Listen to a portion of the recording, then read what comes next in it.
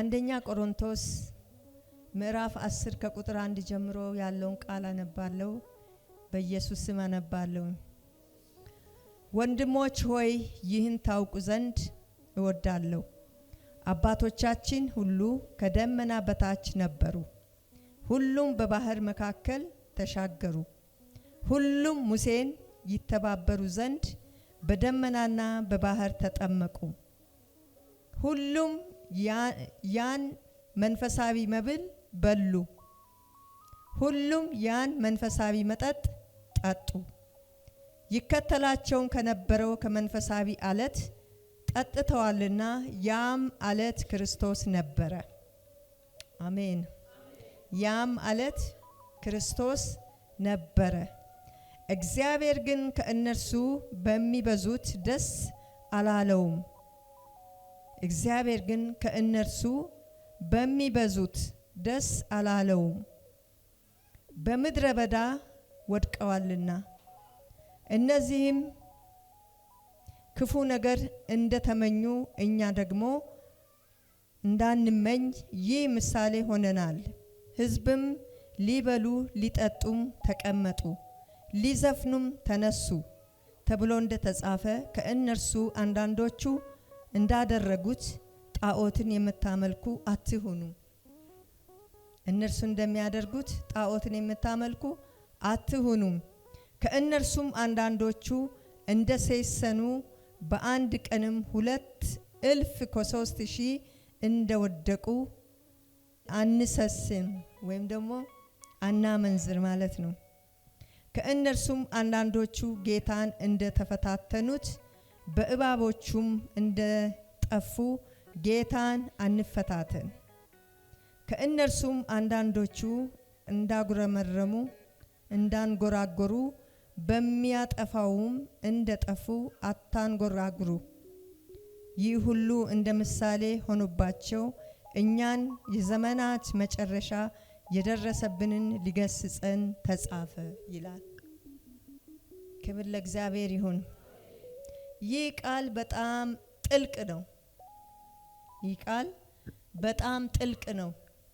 በዚህ ቃል ያለፉት አባቶቻችን እግዚአብሔር አምላክ ከግብጽ ሲያወጣቸው ከግብጽ ባርነት ነፃ ሲወጡ ወይም ደግሞ በምድረ በዳ ሙሴ እየመራቸው እያለ ምን ያደርጉ ነበረ? ያጉረመርሙ ነበረ። በሙሴ ላይ ያጉረመርማሉ። በሙሴ ላይ ይመስላቸዋል እንጂ እነሱ የሚያጉረመርሙት በእግዚአብሔር ላይ ነው። ለዚህም ነው ወንድሞች ሆይ ይህን ታውቁ ዘንድ እወዳለሁ። አባቶቻችን ሁሉ ይላል፣ አባቶቻችን ሁሉ ከደመና በታች ነበሩ ይላል። አባቶቻችን ሲመራ የነበረው ደመናው ነው። በሙሴ ጊዜ ሙሴ እስራኤልን ሕዝብ እየመራ በነበረ ጊዜ ይመራቸው የነበረው ምንድነው? ደመናው ነው። ደመናው ሲቆም ሕዝቡ እዛው ያድራል። ደመናው ሲንቀሳቀስ ሕዝቡ ምን ይሆናል? ይንቀሳቀሳል። ኢየሱስ ጌታ ነው። ስለዚህ አባቶቻችን ሁሉ ከደመና በታች ነበሩ ይላል። ከደመናው በታች፣ ደመናው በድንኳኑ ዙሪያ ሲመጣ ማንም አይወጣም። ከዛ በኋላ ሙሴና እግዚአብሔር የሚገናኙበት መስመር ነው ያ መስመር። ክብር ለእግዚአብሔር ይሁን። ሁሉም በባህር መካከል ምን አሉ? ተሻገሩ። ክብር ለእግዚአብሔር ይሁን። ሁሉም የእስራኤል ሕዝቦች ሁሉ በምንድነው ተሻገሩት? ሁሉም በባህር መካከል ምን አሉ? ተሻገሩ። በማን መሪነት? በእግዚአብሔር መሪነት። ሃሌሉያ። እግዚአብሔር እየመራቸው አንድም ሰው ሳይሻገር የቀረ የለም። ተሻገሩ። ክብር ለእግዚአብሔር ይሁን። ሁሉም ሙሴን ይተባበሩ ዘንድ በደመናና በባህር ተጠመቁ ይላል። ሙሴን ይተባበሩ ዘንድ የሙሴን ሐሳብ ይስማሙ ዘንድ ምን አደረጉ ይላል? ክብር ለእግዚአብሔር ይሁን። በደመናና በባህር ተጠመቁ። ክብር ለእግዚአብሔር ይሁን። ከሙሴ ጋር ተስማሙ። ሙሴ የሚመራቸውን አመራር ምን አደረጉ? ተስማምተው ሙሴ የሚላቸውን ሁሉ ያደርጉ ነበረ። ከደመናው በታቸው ነው። ሃሌሉያ። በባህርም ምን ሆኑ ይላል? ተጠመቁ ይላል።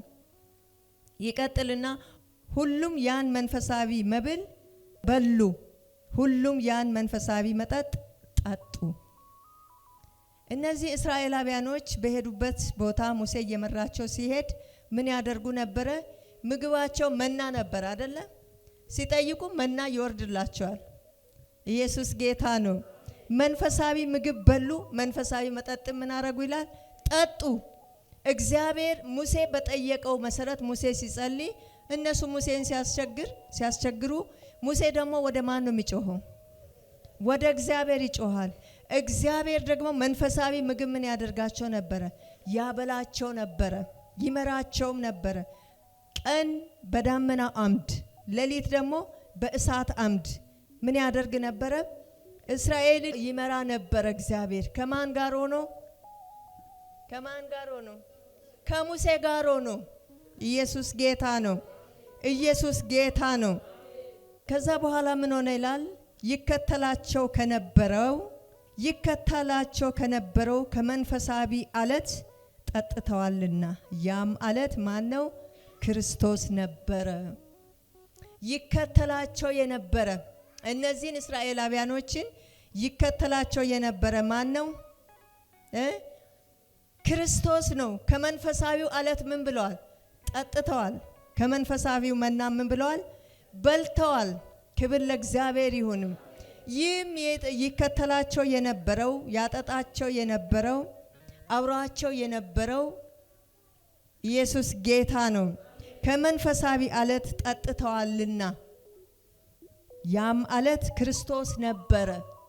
ሙሴ ውሃ ሲጠማቸው ምኑን ይመታ ነበረ?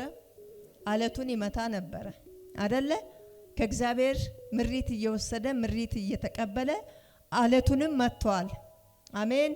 እንደገና ሙሴ እነዚህ እስራኤላውያኖች ሲያስቸግሩት እንደገና ምንድነው አለው? እግዚአብሔርን ጠየቀ። እግዚአብሔር ደግሞ ምን አለው? ለአለቱ ምን በላለው? ተናገር አለው። ይሄ አለት ማን ነው ይላል መጽሐፍ ቅዱስ። ቃሉ ምን ይላል? ይሄ አለት ማን ነው?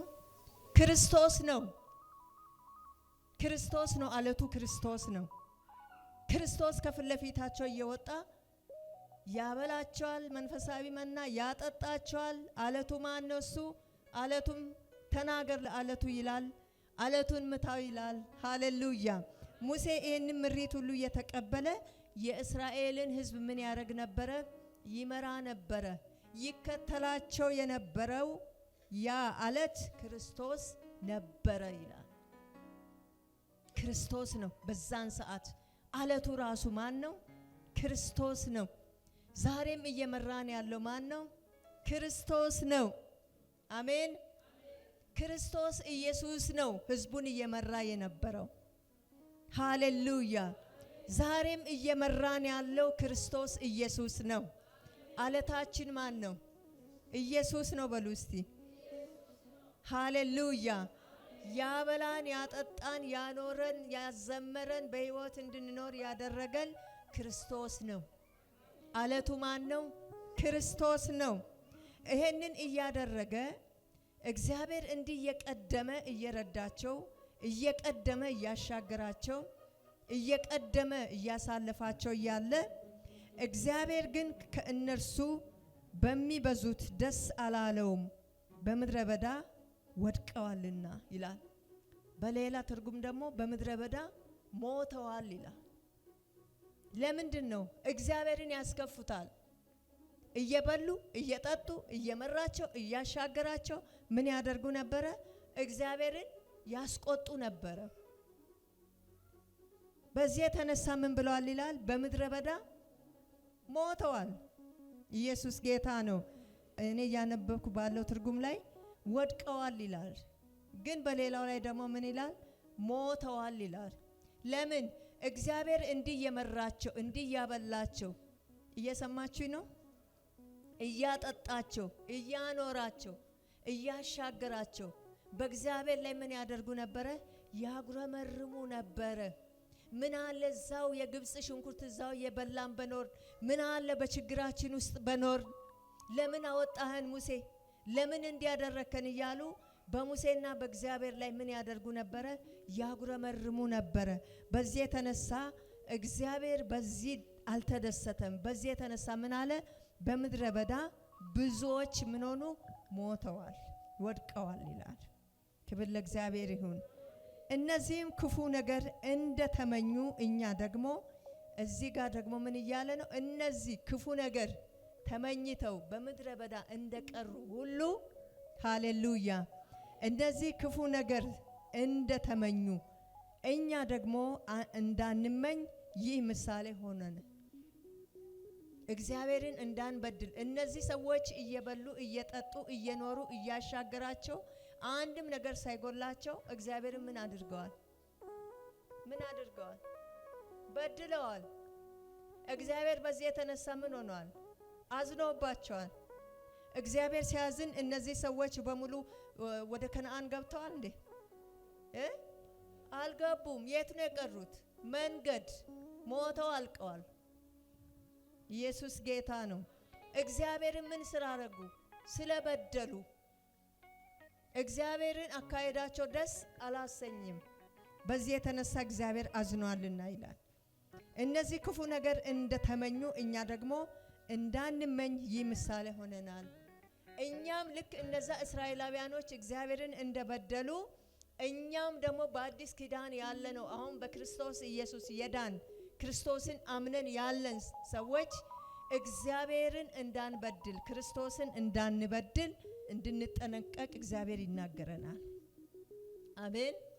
እነሱ እግዚአብሔርን በመበደላቸው በምድረ በዳ ነው የቀሩት። እኛም እግዚአብሔርን እንዳንበድል እንድንጠነቀቅ እግዚአብሔር ማስጠንቀቂያ እየሰጠን ነው። አሜን። ምን እየሰጠን ነው? ማስጠንቀቂያ። እግዚአብሔርን እንዳንበድል። እግዚአብሔርን የበደሉ እየበሉ እየጠጡ እየኖሩ ከአለት ውሃ እየፈለቀላቸው ሰማያዊ መና እየበሉ እግዚአብሔር ምን አደረጉ? በደሉ። በዚህ የተነሳ ብዙዎች በምድረ በዳ ወድቀው ቀሩ ወይም ሞተዋል ይላል። እኛም ደግሞ ይሄ ለኛ ምን ሆኖናል ይላል? ምሳሌ ሆኖናል። ለምን? እግዚአብሔርን እንዳንበድል። አሜን። እግዚአብሔርን እንዳንበድል፣ አለቱን ኢየሱስ ክርስቶስን እንዳንበድል። ሃሌሉያ። እግዚአብሔር ግን ከእነርሱ በሚበዙት ደስ አላለውምና በምድረ በዳ ወድቀዋል። እነዚህ ክፉ ነገር እንደተመኙ እኛ ደግሞ እንዳንመኝ ይህ ምሳሌ ሆነናል። ክፉ ነገር ምንድን ነው የሚመኙት? ክፉ ነገር ምንድን ነው? ወደ ኋላ እንመለስ ነው። ወደ ኋላ እንዳናስብ ነው። ክፉ ነገር እንዳናስብ ነው። አሜን። ክብር ለእግዚአብሔር ይሁን። ክብር ለእግዚአብሔር ይሁን። ሕዝቡም አለ ሊበሉ ሊጠጡም ተቀመጡ፣ ሊዘፍኑም ተነሱ ተብሎ እንደተጻፈ ከእነርሱ አንዳንዶቹ እንዳደረጉት ጣዖትንም የምታመልኩ አትሁኑ። ሙሴ ወደ ተራራው በወጣ ጊዜ ሙሴ የለምና ምን እናድርግ? ጣዖት ይሰራልን ወይም ደግሞ የወርቅ ምስል ይሰራልን ብለው ህዝቡ ምን ይሉ ነበረ? ይጨፍሩ ነበረ። የጣዖት ጥጃ ሰርተው ይዘፍኑ ነበረ፣ ይጨፍሩ ነበረ። ለማን ነው? ለምስሉ፣ ለጣዖቱ። ኢየሱስ ጌታ ነው። እነሱ ሙሴም የለም እኛን ከምድረ በዳ ያወጣን የለም፣ ስለዚህ የሚሻለን ምንድን ነው? መጨፈር አለብን። የጥጃ ምስል ሰርተን ለጥጃው እየሰገድን ምን መሆን አለብን? መጨፈር አለብን። ሊጠጡም ይላል ሊዘፍኑም ይላል። ይጠጣሉ፣ ይዘፍናሉ፣ እንደፈለጉ ይሆናሉ። ሃሌሉያ። ስለዚህ ይሄ ሁሉ እግዚአብሔር ምን አደረገ? በድለዋል። እንደ ተጻፈ አለ ከእነርሱ አንዳንዶቹ እንዳደረጉት ጣዖትን የምታመልኩ አትሁኑ። እነሱ እንዳደረጉ እናንተም ጣዖት አምላኪዎች እግዚአብሔርን የምትበድሉ አትሁኑ። አሜን። እነሱ እንደበደሉ ጣዖት እንዳመለኩ እናንተም በዚህ ዘመን በአዲስ ኪዳን በክርስቶስ ኢየሱስ የተዋጀን በደሙ የተዋጀን እኛም ደግሞ እግዚአብሔርን እንዳንበድል እግዚአብሔር ምን እያደረገን ነው? እየነገረን ነው። አሜን። ክብር ለማን ይሁን? ጣዖት የምታመልኩ አትሁኑ። አምላካችን አንድ እሱ ብቻ ነው። አሜን። የሞተልን ከሞት የተነሳው እስከ ዛሬም እያመለክን ያለነው አምላካችን እሱ ብቻ ነው። ክብር ለእግዚአብሔር ይሁን። ከእነርሱም አንዳንዶቹ እንደ ሴሰኑ በአንድ ቀንም 2,000 ከ3,000 እንደወደቁ እንሴሰን። ይሄ ማለት 2,000 ማለት 230,000 ማለት ነው ይመስለኛል። በሌላ ቦታም ብውና ድረሱ። በምን በአንድ ቀን ምን ስላረጉ? ዝሙት ስለሰሩ፣ ኃጢአት ስለሰሩ፣ እግዚአብሔርን ስለበደሉ እነዚህ ሁሉ በአንድ ቀን ምን ሆኑ? ሞቱ። በአንድ ቀን 23,000 ሰው እንደረገፈ እኛም ዝሙት እንዳንፈጽም ከእነርሱ አንዳንዶቹ ጌታን እንደተፈታተኑና በእባብ ተነድፈው እንደጠፉ እኛም ጌታን አንፈታተን። አንዳንዶቹ ምን ብለዋል? በእባብ ተነድፈው ሞተዋል። እኛም ደግሞ እግዚአብሔርን እንዳንበድል። ዛሬ እግዚአብሔርን እንዳንበድል ነው እግዚአብሔር እየተናገረን ያለው። አሜን። እግዚአብሔርን እንዳንበድል ነው። አመቱን ሙሉ እግዚአብሔር አሁንም በዚህ ቃል መሰረት በልባችን ተቀምጦ እግዚአብሔርን እንዳንበድል እግዚአብሔር ምን እያደረገን ነው አለው? እያስተማረን ነው አለው። ክብር ለእግዚአብሔር ይሁን። ከእነርሱም አለ ቁጥር 10 ላይ ከእነርሱም አንዳንዶቹ እንዳንጎራጎሩ በሚያጠፋውም እንደጠፉ አታንጎራጉሩ። አንዳንዶቹም በማጉረምረማቸው እንደጠፉ እየተደረገላቸው ጤና ተጠብቀው ሰላም ሆነው እየበሉ እየጠጡ እየኖሩ በእግዚአብሔር ላይ እንደገና ምን ይላሉ? ያጉረመርማሉ። እነዚህ ምን ሆነዋል? እያጉረመረሙ እግዚአብሔር ምን አድርገዋል? በድለዋል። እናንተም ይላል፣ እኛን ነው እየተናገረን ያለው። እናንተም በእግዚአብሔር ላይ አታጉረምርሙ። እግዚአብሔር የሚጠላውን ነገር አታድርጉ። ሃሌሉያ። ይህም ሁሉ እንደ ምሳሌ ሆነባቸው፣ እኛንም የዘመናት መጨረሻ የደረሰብንን ሊገስጸን ተጻፈ ይላል። እኛንም በዘመኑ መጨረሻ ሊገስጸን ይህ የአባቶች ይህ ያሳለፉት መከራ እግዚአብሔርን እየበደሉ የሄዱበት መንገድ ሁሉ ለኛ ለተከታዮቹ ለኛ አሁን ላለነው ምን ብሏል? ተጽፎልናል። እግዚአብሔርን በየትኛው መንገድ እንዳትበድሉ። አሜን። በእግዚአብሔር ላይ አታጉረምርሙ። እግዚአብሔርን ፍሩ። እግዚአብሔርን ምን አድርጉ? አገልግሉ። ለእግዚአብሔር ኑሩለት። ሃሌሉያ። ስለዚህ ለእግዚአብሔር እንድንኖር እግዚአብሔር ይፈልጋል። በቅን ልብ እንድናገለግለው ይፈልጋል። አገልግሎት ተገፋፍቶ መምጣት እግዚአብሔርን መበደል አይደለም። ከምንበድለው ነገሮች ብዙ ነገሮች እግዚአብሔርን የምንበድልበት መንገድ አለ። ብዙ ነገሮች ለእግዚአብሔር አለመታዘዝ እግዚአብሔርን መበደል ነው። እግዚአብሔር የሚለውን አለማድረግ እግዚአብሔርን መበደል ነው። እግዚአብሔር አሁን እንደ ድሮቹ በእባብ ተነድፈን ወይም ደግሞ በሌላ መንገድ አይደለም የምንሞተው የሚቀጣን። አሁን ባለንበት ደረጃ እግዚአብሔር የክርስቶስ ኢየሱስ ደም ምህረት እያደረገልን እንጂ እንደ ድሮ ቢሆን ኖሮ በምናጠፋው ጥፋቶች ሁሉ ምን እንሆን ነበረ? እንቀጣ ነበረ። ግን እግዚአብሔር አሁን በክርስቶስ ኢየሱስ በኩል መሐሪና ቸር ስለሆነ የምናጠፋውን ይቅር እያለን የምንበድለውን ይቅር እያለን እስካሁን አለን። አሜን። አትበድሉኝ፣ ታዘዙኝ። አሜን። ታዘዙኝ፣ አትበድሉኝ። እግዚአብሔርን የበደለ ሰው በህይወት አይኖርም። እግዚአብሔርን የበደለ ሰው አይሳካለትም። ቢሰራ ምን ቢል ምን ወደዛ ቢሮጥ ምን ቢል አሁን ያ ድሮ የነበረው አይደለም የሚመጣው። በተለያየ መንገድ ነገሮቻችን ሁሉ ምን ይሆናል? ይቆለፍብናል። ለምን? ንጹህ ህሊና ንጹህ ልብ ከሌለን እግዚአብሔርን እንበድላለን። እግዚአብሔር የሰጣችሁን አደራ ካልተወጣችሁ እግዚአብሔርን መበደል ነው። እግዚአብሔር የሰጣችሁን ቦታ አገልግሎት ጥሎ መሄድ እግዚአብሔርን መበደል ነው። እግዚአብሔር የሰጣችሁን አደራ ቁጭ አድርጎ መሄድ እግዚአብሔርን መበደል ነው። የእግዚአብሔርን ስራ ስንበድል እግዚአብሔር ደግሞ የኛን ነገር ሊቆለፍብን ይችላል፣ ሊበላሽብን ይችላል። እስቲ እግዚአብሔርን አልበድልም በሉ። መደብኩበት ቦታ አገለግላለሁ በሉ እስቲ።